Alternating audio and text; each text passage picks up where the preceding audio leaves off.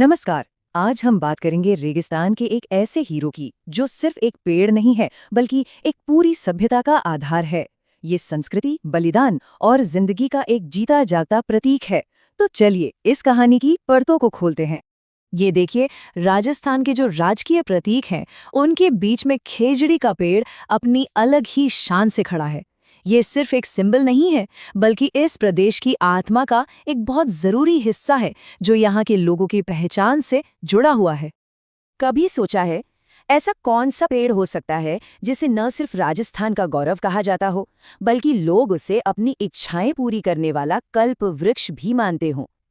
बस इसी सवाल के जवाब में छिपी है हमारी आज की कहानी।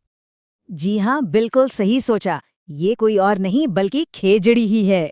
इसे रेगिस्तान का गौरव और थार का कल्प वृक्ष जैसे नामों से भी जाना जाता है। और सच कहूँ तो ये नाम ही इसकी महानता की पूरी कहानी बयां कर देते हैं।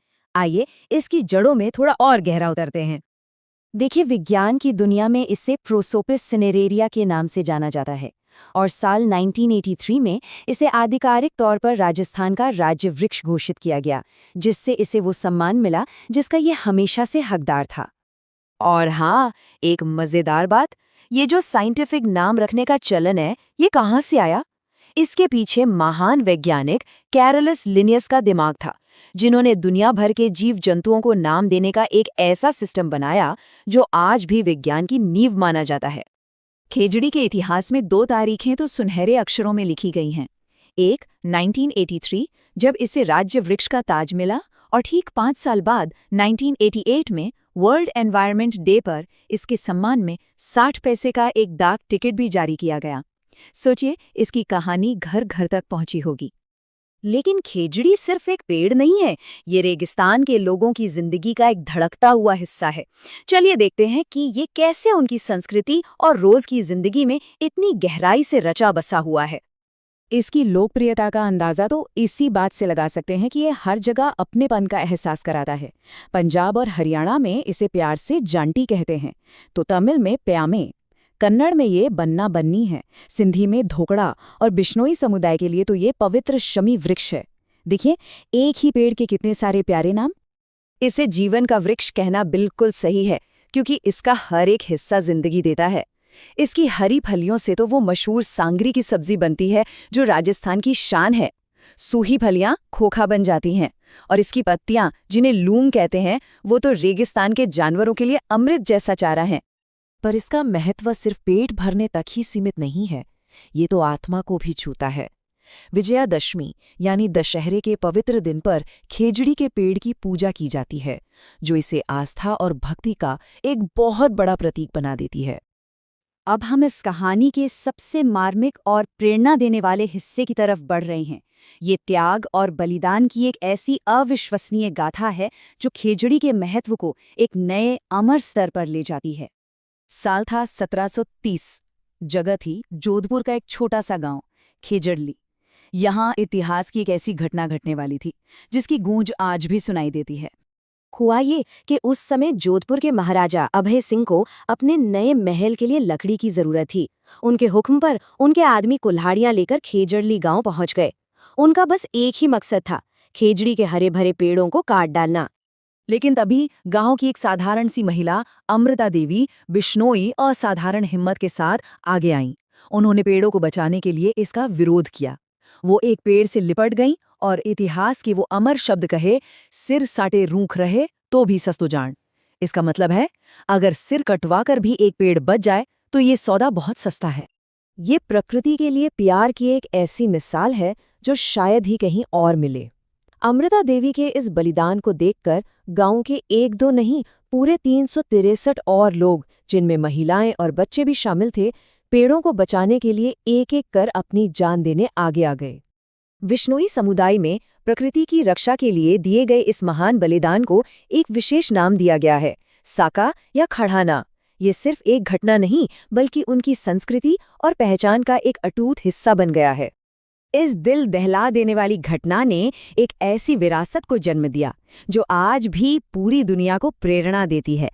चलिए देखते हैं कि इस अनोखे बलिदान को आज कैसे याद और सम्मानित किया जाता है।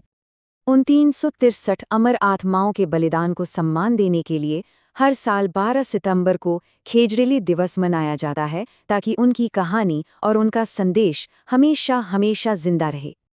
और ये सम्मान यहीं खत्म नहीं होता। इस आंदोलन की वीर नायिका के नाम पर 1994 में अमृता देवी वन्य जीव पुरस्कार की शुरुआत की गई।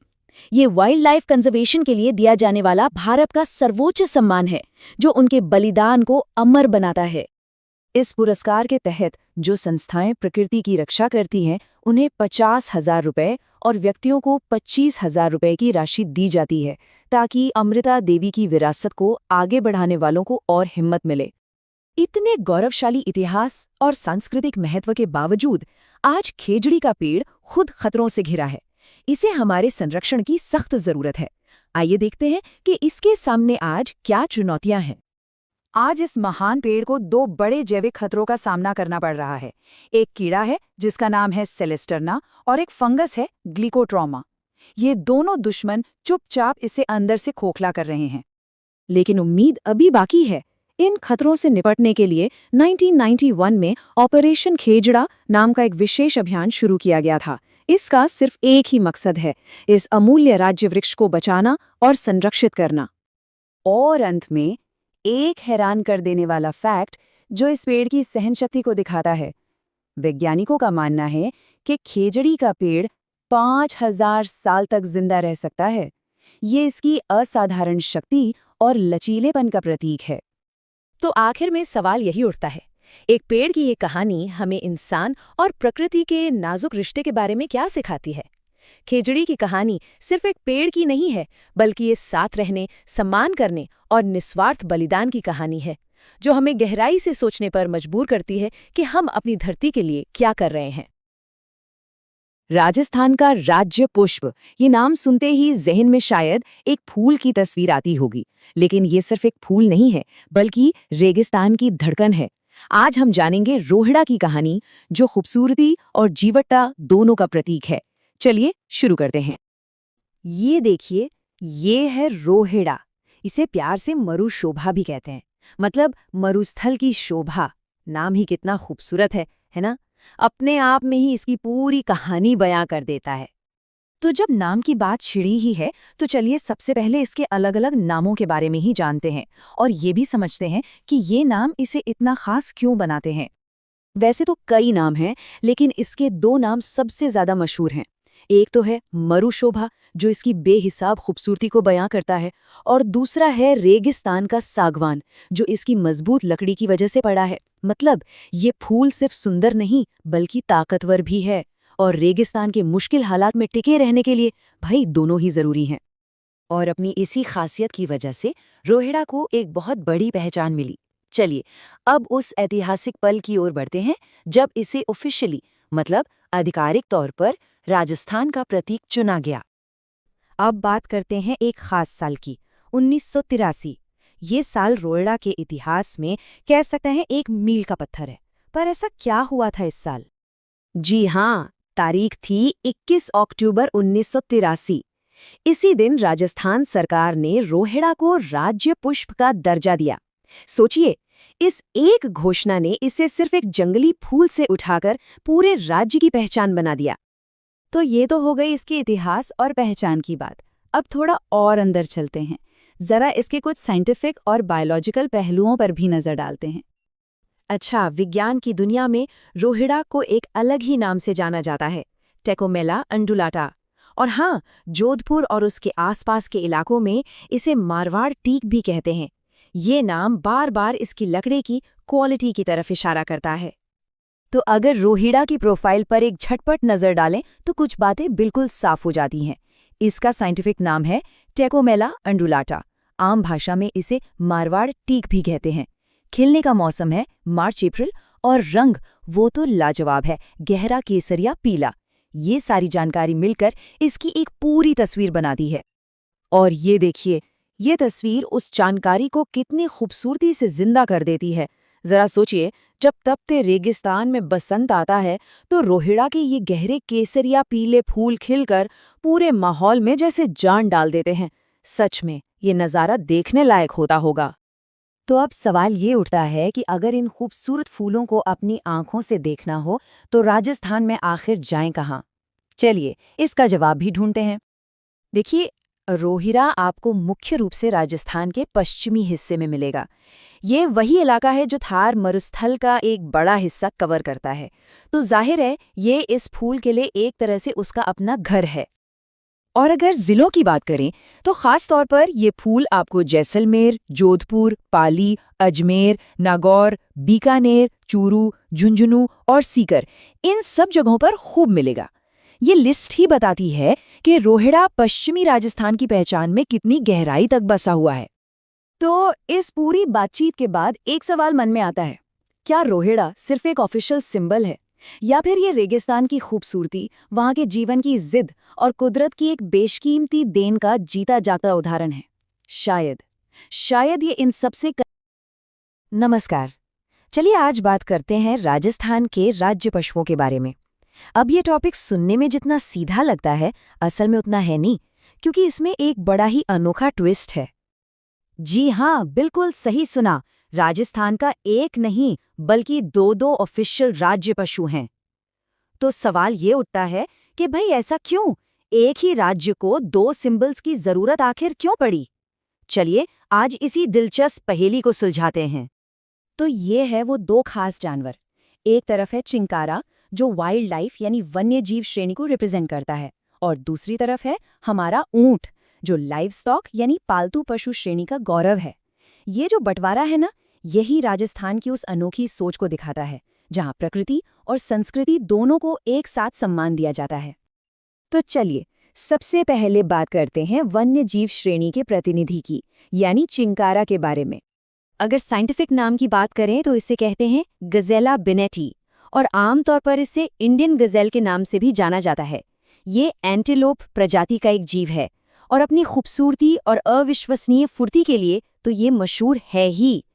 चिंकारा को ये सम्मान आज नहीं बल्कि बहुत पहले साल 1981 में ही दे दिया गया था। और ये फैसला दिखाता है कि राजस्थान के वन्य जीवन के लिए चिंकारा कितना जरूरी है, और तब से ही इसके संरक्षण पर जोर दिया जा रहा है। अच्छा, चिंकारा के बारे में कुछ और मजेदार बातें भी हैं। लोग इसे प्यार से छोटा हिरण भी बुलाते हैं। स्वभाव से ये काफी शर्मीला जानवर है और ज्यादातर राजस्थान के मरु इलाके मतलब रेगिस्तानी एरिया में मिलता है। और अगर कोई इसे इसके नेचुरल हैबिटेट में देखना चाहे तो जयपुर का नाहरगढ़ अभयारण्य इसके लिए बेस्ट जगहों में से एक है। और यहाँ एक बहुत ही मजेदार बात है, चिकारा नाम ये सिर्फ एक जानवर का नहीं है, असल में ये राजस्थान का एक ट्रेडिशनल म्यूजिकल इंस्ट्रूमेंट भी है, एक तार वाला वाद्य यंत्र। है ना दिलचस्प? चलिए अब आते हैं कहानी के दूसरे हिस्से पर एक मिनट, जब 1981 से चिंकारा पहले से ही राज्य पशु था तो फिर ऊंट को ये दर्जा देने की जरूरत क्यों पड़ गई? दरअसल इसका जवाब छिपा है ऊंटों की घटती संख्या और उनकी सांस्कृतिक विरासत को बचाने की कोशिश में। ऊंट को भला किसी इंट्रोडक्शन की जरूरत है? रेगिस्तान का जहाज, बस ये एक नाम ही काफी है ये बताने के लिए कि राजस्थान की संस्कृति और जिंदगी में ऊंट की क्या जगह है। ये सिर्फ एक जानवर नहीं है, ये तो वहाँ की पहचान का, वहाँ की मिट्टी का एक हिस्सा है। चिंकारा के मुकाबले ऊंट को ये दर्जा काफी बाद में मिला। बात है 30 जून 2014 की, जब इसे राज्य पशु का स्टेटस दिया गया। और फिर कुछ महीने बाद 19 सितंबर 2014 को बीकानेर में इसका ऑफिशियल अनाउंसमेंट भी हो गया। और इस फैसले का मकसद था ऊंटों को बचाना और उनसे जुड़ी परंपराओं को फिर से जिंदा करना। लेकिन जैसा मैंने कहा, ऊंट सिर्फ एक पशु नहीं, ये एक चलती फिरती विरासत है। और ये विरासत राजस्थान की संस्कृति में कितनी गहरी है, चलिए देखते हैं। ये जो खूबसूरत कलाकारी है, इसे कहते हैं उस्ता कला। सोचिए, ऊंट की खाल पर कितनी बारीक और सुंदर नक्काशी की जाती है। ये कला पीढ़ियों से चली आ रही है और ऊंट और इंसान के बीच के गहरे कनेक्शन का एक जीता जागता सबूत है। सिर्फ कला ही नहीं, संगीत में भी ऊंट की एक खास जगह है। ये जो मशहूर लोकगीत है गोरबंद, ये असल में ऊंट के श्रृंगार के बारे में है। मतलब उसे सजाने के लिए जो गहने बनाए जाते हैं, ये गीत उसी के बारे में है। ये गीत तो मानो राजस्थान की हवाओं में ही बसा है। अच्छा, इस पूरी परंपरा को जिंदा किसने रखा है? इसका बहुत बड़ा श्रेय जाता है रेबारी समुदाय को। उनकी तो पूरी जिंदगी, पूरी संस्कृति ही ऊंटों के आसपास घूमती है। सही मायने में वो इस विरासत के असली रखवाले हैं। और बात सिर्फ संस्कृति की नहीं है, इतिहास में भी ऊंटों का योगदान कमाल का रहा है। बीकानेर की मशहूर ऊंट सेना गंगा रिसाला, इसने वर्ल्ड वॉर 1 और 2 दोनों में अपनी बहादुरी का लोहा मनवाया था। इससे पता चलता है कि ऊंट ने इतिहास बनाने में भी कितनी बड़ी भूमिका निभाई है। और ऐसा नहीं है कि ऊंट बस एक ही तरह का होता है। राजस्थान में तो ऊंटों की कई नस्लें मिलती हैं। जैसे गोमट अपनी सवारी के लिए फेमस है, तो बीकानेरी अपनी ताकत के लिए। फिर नाचना, जैसलमेरी, हर नस्ल की अपनी एक अलग पहचान, अपनी एक अलग खासियत है। संस्कृति, इतिहास और तो और आस्था में भी ऊंट का एक खास मकाम है। राजस्थान के लोक देवता हैं पाबूजी, जिन्हें ऊंटों का देवता कहा जाता है। माना जाता है कि जब ऊंट बीमार पड़ते हैं तो पाबूजी की पूजा करने से वो ठीक हो जाते हैं। तो एक तरफ चिंकारा की कहानी, दूसरी तरफ ऊंट की। जब इन दोनों को साथ रखते हैं तो आखिर तस्वीर क्या बनती है, चलिए समझते हैं। देखिए, राजस्थान का 2 राज्य पशु चुनना, ये एक बहुत गहरा मैसेज देता है। चिंकारा प्रतीक है राज्य की प्राकृतिक वाइल्ड हेरिटेज का, और ऊंट प्रतीक है वहाँ की संस्कृति और इंसानों से जुड़ी विरासत का। और ये दोनों मिलकर ही राजस्थान की असली और पूरी पहचान बनाते हैं। और पता है, ये पूरी कहानी आज के समय में खासकर इस साल और भी ज़्यादा ज़रूरी हो जाती है, क्योंकि यूनाइटेड नेशंस ने साल 2024 को इंटरनेशनल ईयर ऑफ कैमेलिड्स डिक्लेयर किया है। मतलब जो विरासत राजस्थान इतने सालों से सहेज रहा है, आज पूरी दुनिया उसकी अहमियत को पहचान रही है। तो आखिर में एक सवाल छूट जाते हैं कि जब एक राज्य अपनी वाइल्ड लाइफ और अपनी डोमेस्टिक विरासत यानी प्रकृति और संस्कृति दोनों को एक साथ सम्मान देता है, तो ये हमें अपने पर्यावरण को समझने का कौन सा नया नजरिया लेता है। सोचने वाली बात है। आज हम बात करने वाले हैं भारत के एक ऐसे शानदार विशालकाय पक्षी की, जो कभी यहाँ के घास के मैदानों का राजा हुआ करता था, पर अब वो धीरे धीरे गुमनामी में खोता जा रहा है। तो चलिए इस कहानी को जानते हैं। जी हाँ, ये भारत का सबसे बड़ा उड़ने वाला पक्षी है और ये गायब हो रहा है धीरे धीरे हमारी आंखों के सामने से। पर सवाल ये है, क्या हम इसे जानते भी हैं? क्या इसका नाम पता है हमें? तो चलिए पर्दा उठाते हैं। इसका एक बहुत ही प्यारा, बहुत ही खूबसूरत नाम है सोन चिरैया, मतलब सोने की चिड़िया। सोचिए कितना कीमती होगा ये पक्षी कि लोगों ने इसे ये नाम दिया। सोन चिरैया तो एक नाम हुआ, इसका जो असली, जिसे हम कहते हैं ऑफिशियल नाम, वो है द ग्रेट इंडियन बस्टर्ड। और हाँ, स्थानीय लोग इसे प्यार से गोडावण भी बुलाते हैं। तो बस यही है वो शानदार पक्षी जिसकी कहानी आज हम जानने वाले हैं। और बात सिर्फ 2 नामों पर खत्म नहीं होती, इसके तो ढेरों नाम हैं। गोडावण, सोन चिरैया, पालमोरडी, सारंग, लिस्ट लंबी है। हाड़ौती इलाके में तो लोग इसे घोड़ड़ी भी कहते हैं। जानते हैं ये क्या दिखाता है? यही कि ये पक्षी हमारे कल्चर का, हमारी जमीन का कितना गहरा हिस्सा रहा है। इसके इसी महत्व को देखते हुए साल 1981 में इसे राजस्थान का स्टेट बर्ड भी बनाया गया। एक बहुत बड़ा सम्मान है ना? पर विडंबना देखिए, ये सम्मान भी आज इसकी हकीकत को बदल नहीं पा रहा है। तो चलिए अब जरा और करीब से जानते हैं इस गोडावण को। आखिर ये दिखता कैसा है, रहता कहाँ है, करता क्या है, इसकी पूरी दुनिया में झांकते हैं। अच्छा, तो कुछ मजेदार बातें इसके बारे में। साइंटिफिक नाम तो है इसका इरिडियोटिस नाइजरिसिप्स, और मजे की बात यह है कि कहते हैं कि इसके पूर्वज अफ्रीका से आए थे। स्वभाव से भाई बहुत शर्मीला है ये, और खाने में मूंगफली और तारा मीरा इसके फेवरेट हैं। और साइज की बात करें तो इसकी हाइट है पूरे 4 फुट। जरा सोचकर देखिए कितना विशाल, कितना शानदार लगता होगा ये जब अपने पूरे कद में खड़ा होता होगा। तो अब सवाल उठता है कि ये मिलता कहाँ है?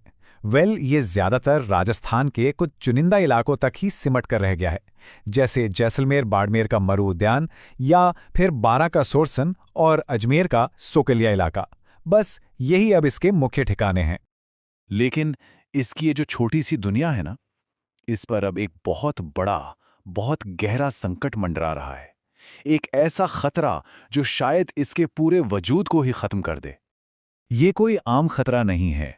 IUCN, जो दुनिया भर में प्रजातियों पर नजर रखती है, उसने इसे क्रिटिकली एंडेंजर्ड का टैग दिया है, मतलब गंभीर रूप से संकटग्रस्त।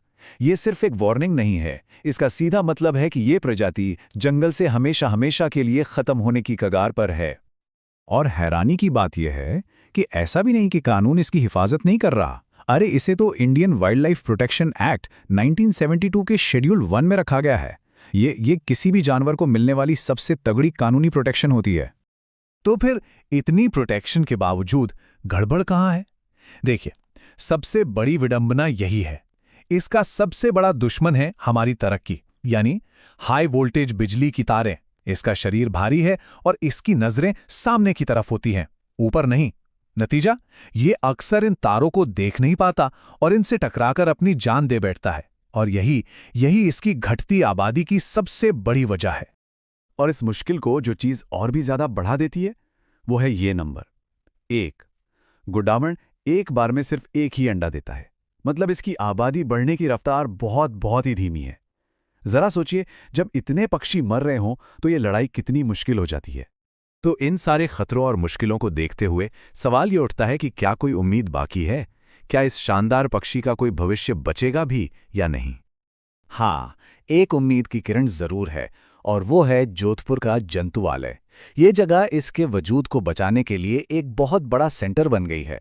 यहाँ कैप्टिव ब्रीडिंग प्रोग्राम चलाए जा रहे हैं, मतलब वैज्ञानिक और एक्सपर्ट्स मिलकर इनकी आबादी को अपनी देखरेख में बढ़ाने की कोशिश कर रहे हैं, दिन रात एक करके, ताकि ये हमेशा के लिए खत्म न हो जाएं।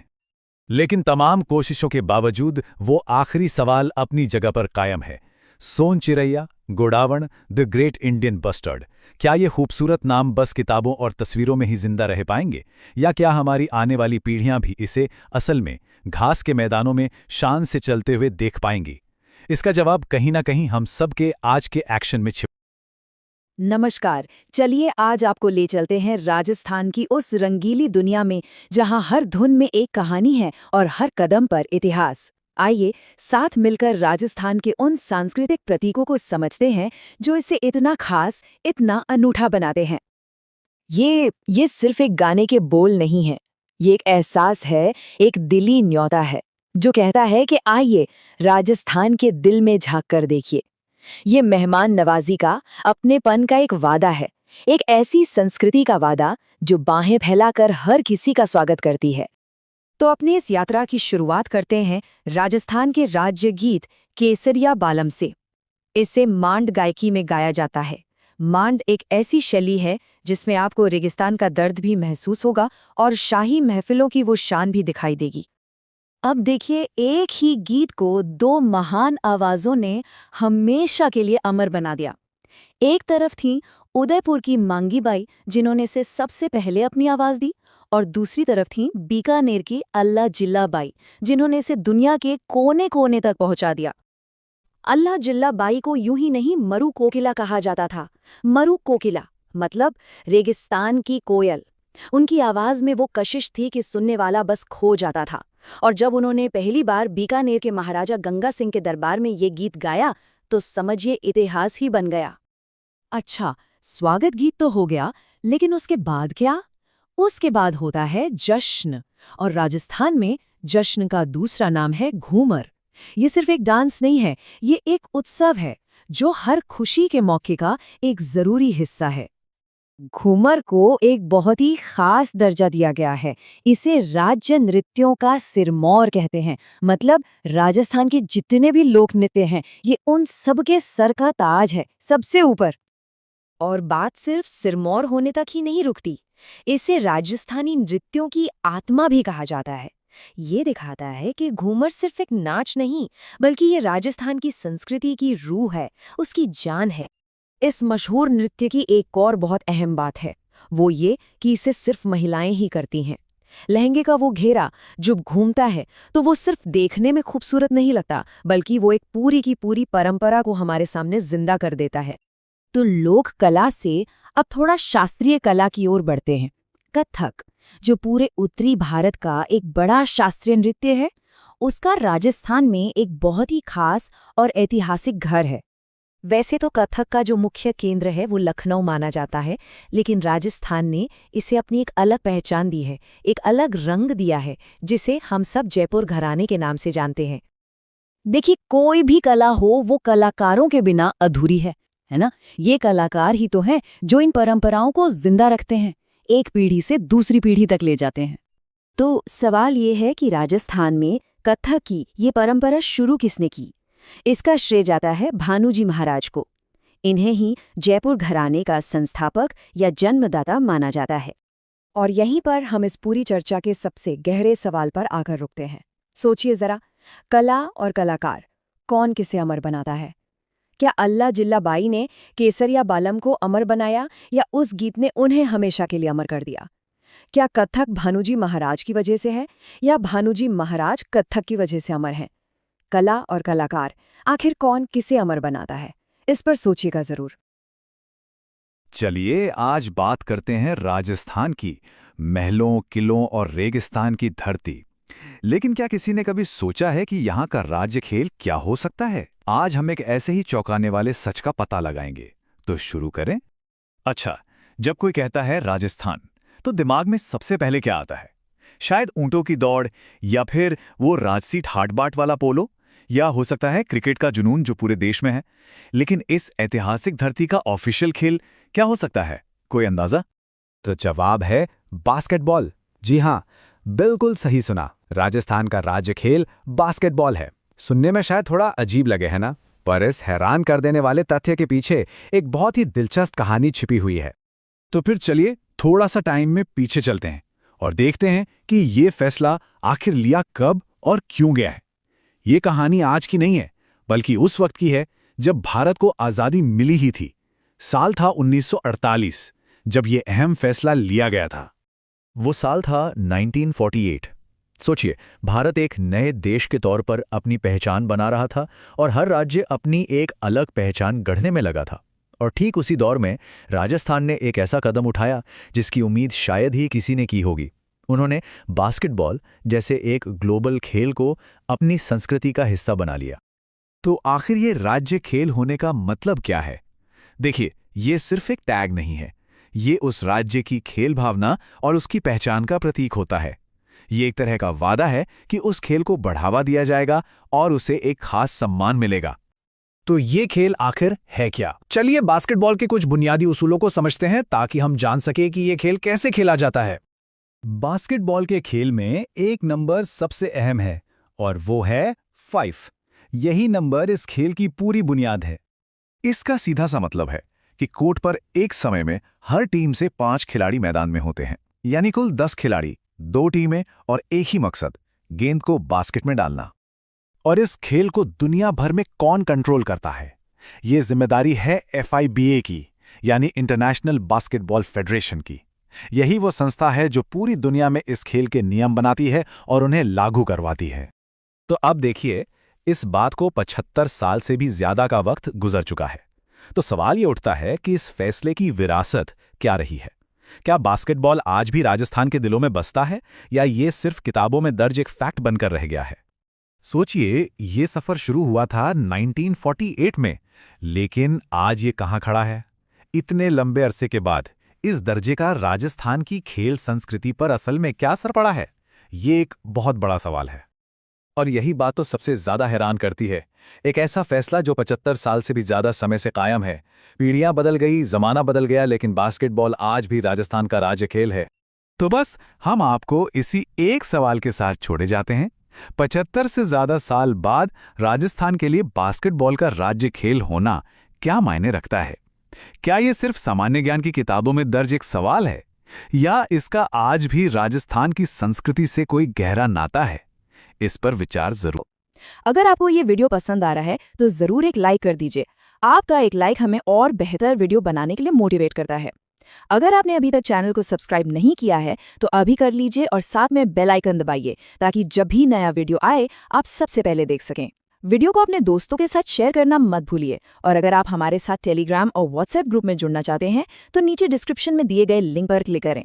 वहां आपको अपडेट्स, नोट्स और खास कंटेंट सबसे पहले मिलेगा।